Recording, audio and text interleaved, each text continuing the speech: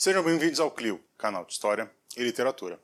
Eu sou o Bruno, e quando você acha que nunca mais iria se surpreender com nenhuma descoberta em arquivos públicos, você abre a internet numa tarde de domingo preguiçosa e ensolarada e... Aí sim, fomos surpreendidos novamente.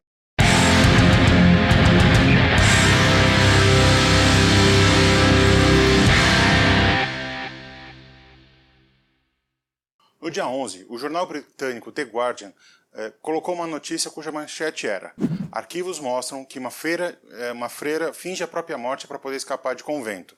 Só esse título já parece nome de esquete do Monty Python, não? Quem descobriu esse registro foi um grupo de medievalistas da Universidade de York, liderado pela professora Sarah Reese Jones.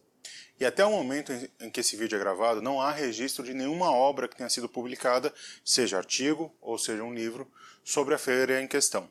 Muito pouco se sabe sobre Joana de Leeds, e tudo que nós conhecemos vem de uma marginalia, aqueles textos que ficam, pequenas anotações que ficam no cantinho do texto, sabe, quando você escreve no seu próprio livro, aquilo é uma marginalia.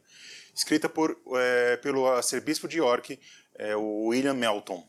Ou seja, para nós nos resta apenas um registro sobre a Joana.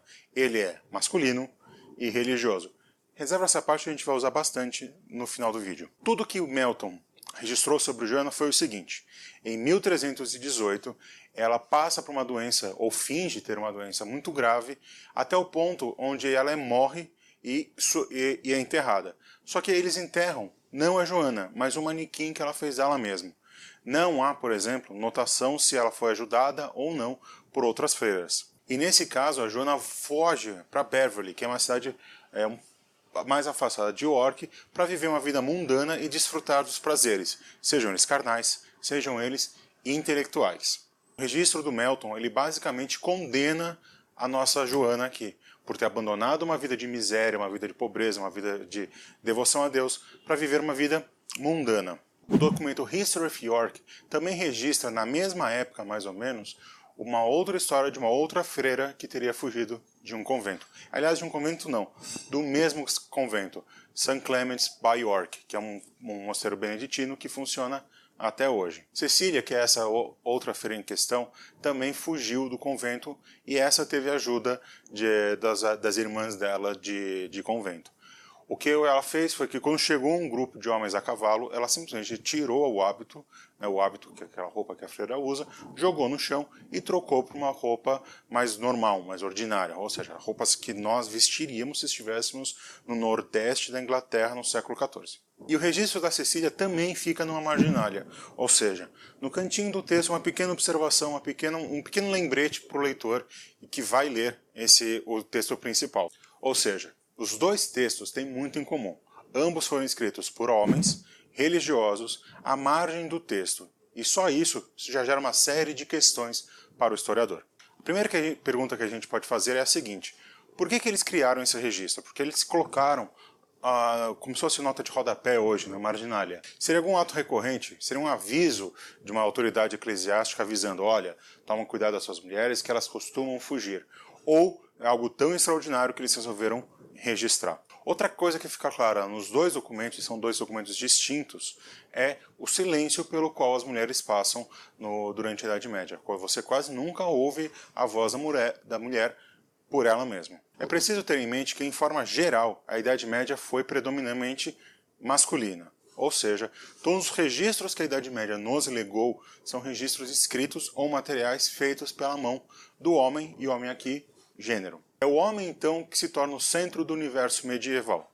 É ele que escreve, é ele que ora, é ele que trabalha, é ele que guerreia, enfim, ele é o centro desse período. Às mulheres cabem as tarefas secundárias, como, por exemplo, educar os filhos. Os meninos até os 7 anos, depois dos 7 anos eles começam a brincar de soldado. Não brincar, porque o conceito de brincar também não existia, mas eles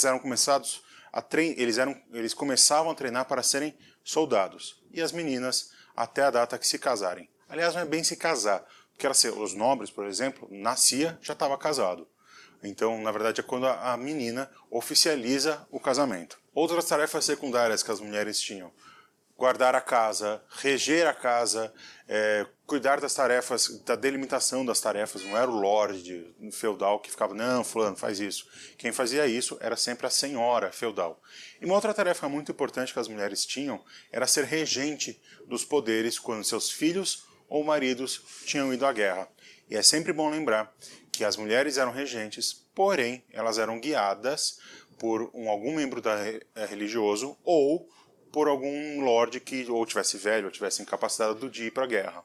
E talvez a tarefa mais importante das mulheres, principalmente entre as da nobreza, era ter filhos. Muitos filhos. Por que ter muitos filhos? A Idade Média é marcada por ter uma alta taxa de mortalidade infantil. Ou seja, quanto mais filhos você tivesse, maiores seriam suas chances de que esses filhos cresceriam e se tornariam lordes ou membros do clero. As mulheres, assim como os pobres e os membros do baixo clero, se fazem presentes através do silêncio. Ou seja, nós temos uma presença pela ausência. É pela ausência dos documentos oficiais femininos que o historiador se baseia para poder fazer a sua obra sobre as mulheres. E essa é uma ideia que trespassa tanto a história quanto a historiografia. E chega na cultura, principalmente a cultura de massa, quando você tem uma ideia de medievalismo, uma ideia de Idade Média, que é extremamente propagada através dos filmes, das séries, dos jogos, das músicas. É sempre essa Idade Média do homem, o homem poderoso, conquistador, a mulher frágil, tadinha, precisa submissa e precisa ter cuidados e precisa ser manejada, digamos assim. No imaginário contemporâneo, a mulher medieval é muda, submissa e obediente. Ou seja, a gente tem uma ideia de Idade Média, de uma mulher medieval, que ela é essas três coisas. Por isso que causa um certo estranhamento quando a gente ouve histórias de rebeldes, tanto como a Joana, quanto a Cecília. E a gente faz até um questionamento. Como que elas podem ser mudas, submissas e obedientes e terem esse tipo de conduta, ou seja, conseguirem se rebelar? E aqui eu devolvo a pergunta para você. Essa é uma ideia que você faz da mulher medieval ou da mulher de hoje? Esse livro e esse livro nos mostram uma ideia de mulher totalmente diferente do que é essa cultivada ao longo dos séculos da mulher medieval, ser submissa e piriri e pororó. A gente precisa ter em mente também que essa ideia da mulher medieval na historiografia também foi construída por homens, ou seja, são homens lançando um olhar sobre o feminino.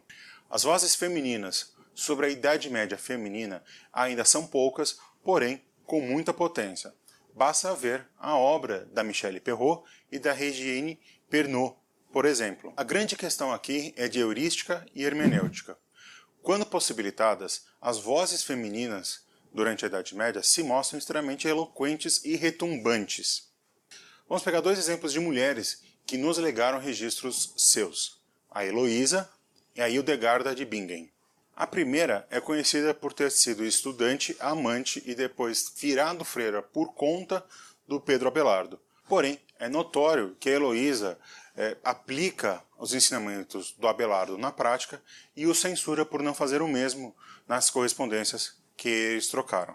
Já a segunda foi linguista, sexóloga, teóloga, musicista, escreveu sobre medicina e ciência, antes um privilégio exclusivo para os homens. A Hildegarda também, a gente precisa se lembrar que ela foi freira e doutora da igreja, uma das poucas mulheres a ter feito isso. Foram 4 só até agora.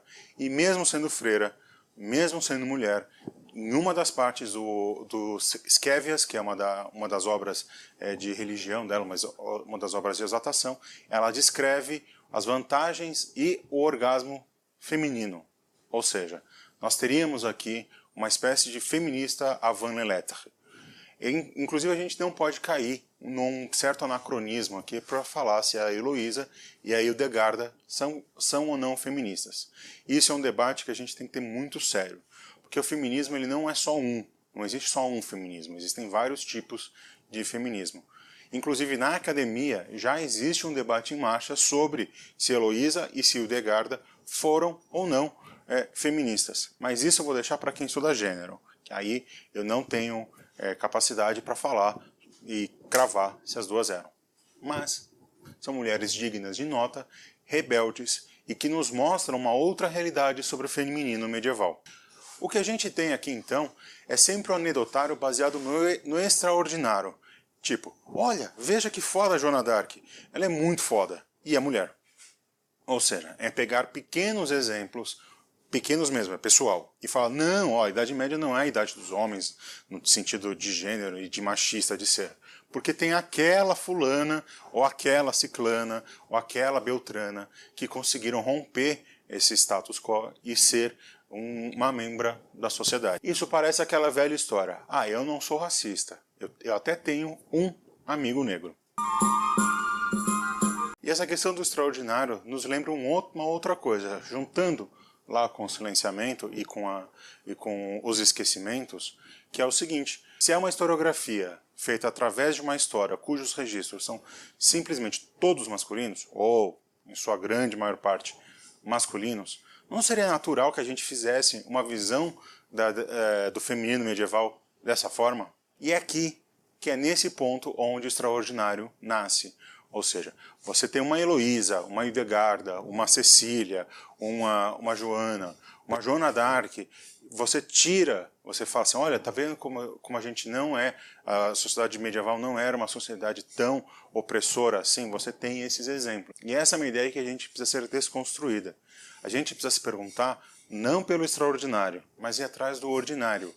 Por que em vez da gente ter um exemplo de mulher, tem exemplos aos borbotões? Quanto mais exemplos, melhor. E por que ela precisa ser desconstruída? Porque as evidências construídas por mulheres, ou seja, as mulheres que escreveram sobre elas ou sobre o tempo que elas estão, nos mostram um outro tipo de registro, muito diferente desse que o masculino medieval deixou sobre o feminino medieval. Se a gente se debruça sobre as fontes, se a gente se debruça sobre os registros femininos sobre o feminino medieval, o buraco é bem mais embaixo do que parece ser essa relação simples que a masculinidade medieval criou. Ou seja, que a mulher ela só precisa casar, procriar e morrer.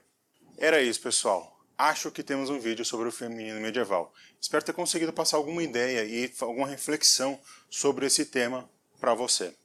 Deixa aqui nos comentários se vocês têm alguma dúvida, alguma sugestão, alguma crítica. Aqui no Clio a gente sempre lê os comentários e sempre responde os comentários. Se você gostou desse vídeo, não esquece de deixar o seu joinha. Se você não gostou, dá aquele joinha invertido, mas explica por que você não gostou. Porque às vezes só o dislike pelo dislike não quer dizer nada pra gente.